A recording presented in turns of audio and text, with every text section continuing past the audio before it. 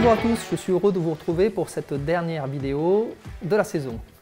Aujourd'hui, nous allons effectuer une méthode d'entraînement, un circuit training à domicile, une méthode plutôt ludique à réaliser chez vous.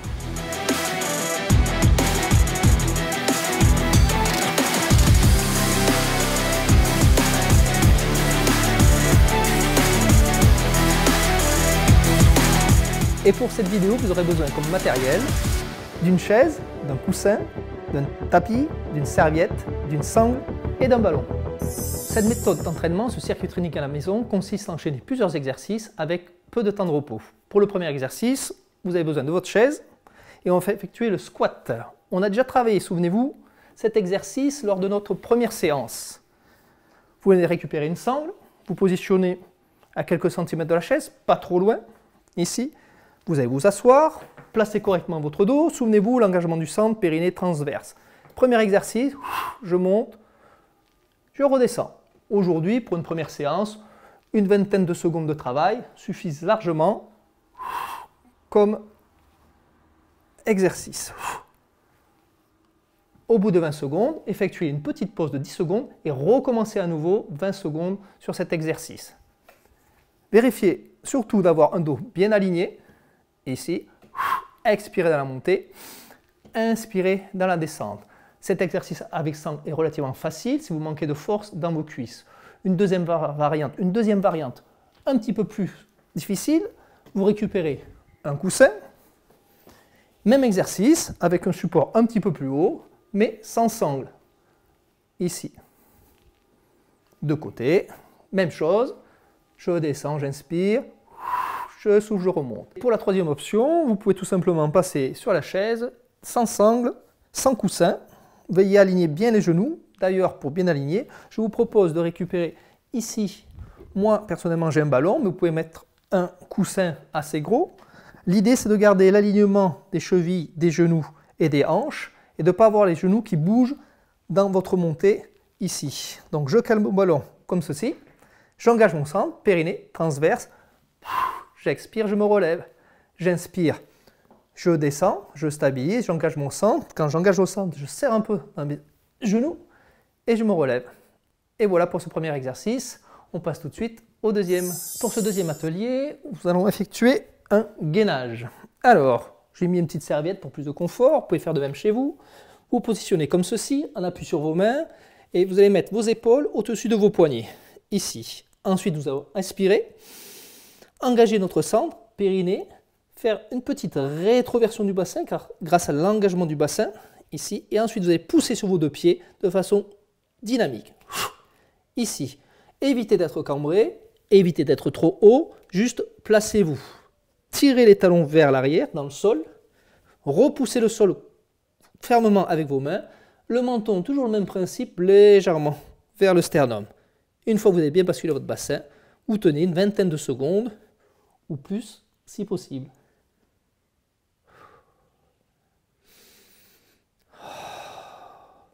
Reposez ensuite les deux genoux au sol.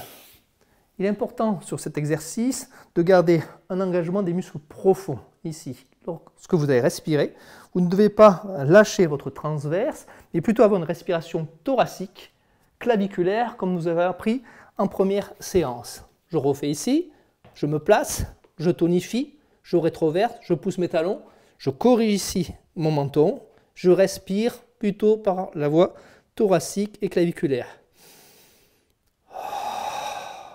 Pour le deuxième mouvement, toujours un petit peu plus difficile, je repars de la même posture, placement du bassin, menton, talons tirés vers l'arrière, vous allez bouger, ramener une jambe vers la poitrine, puis la reposer au même endroit, puis l'autre, et vous reposez.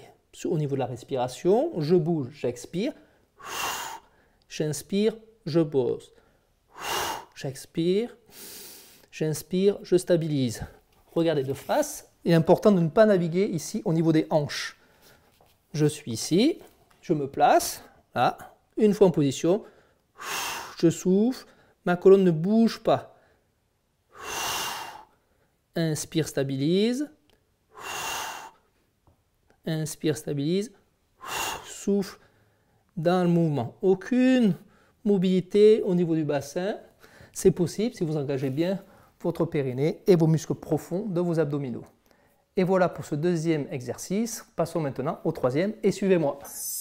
Bien, pour ce troisième exercice, je vous propose de travailler les bras.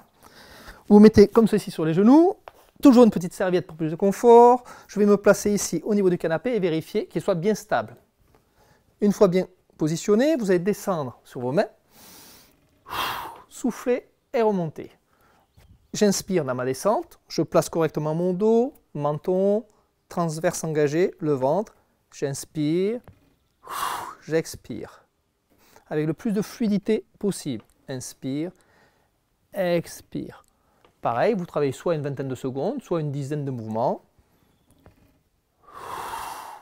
Veillez surtout à ne pas relâcher et cambrer dans le dos. Souvent, on peut constater ici, au départ, vous êtes bien placé et quand vous descendez, ça creuse comme ceci. Ça, c'est pas bon. Donc, on se place, on garde son gainage bien engagé ici et je descends et je remonte d'un bloc. Voilà. Pour ce premier exercice, une fois que vous arrivez à maîtriser avec un léger dévers, c'est plus facile, hein, vous passez au sol. Exactement le même travail, mais sans l'appui des mains sur le canapé. Je suis ici, je replace mon bassin, j'engage mon centre, je place bien mes épaules, je descends mes omoplates, je descends, je souffle, j'expire de façon tonique. Lent dans la descente, assez rapide dans la montée. On ne subit pas l'attraction terrestre. On descend tranquillement, je remonte. Même chose, je constate souvent les personnes qui descendent comme ceci. Non, placez votre bassin. Pensez à mener tout votre corps vers le sol et non pas juste votre tête. C'est tout le corps qui descend, les cuisses, le ventre, là, et j'expire, je remonte. Pas si facile que ça à faire. Allez, on passe au quatrième exercice. Pour le quatrième exercice, vous allez vous allonger sur le dos. Vérifiez d'avoir à peu près les talons sur le canapé. Placez votre bassin comme vu dans les premières vidéos. Vous vous souvenez, je place mon bassin ici, je rétroverse légèrement. Je déplace mon sacrum vers mes talons. Je repositionne. Au niveau de la tête, pas la peine de mettre de coussin sous la tête. Une fois que vous êtes bien en place, j'inspire, j'engage mon centre et je tiens ici une planche, comme ceci.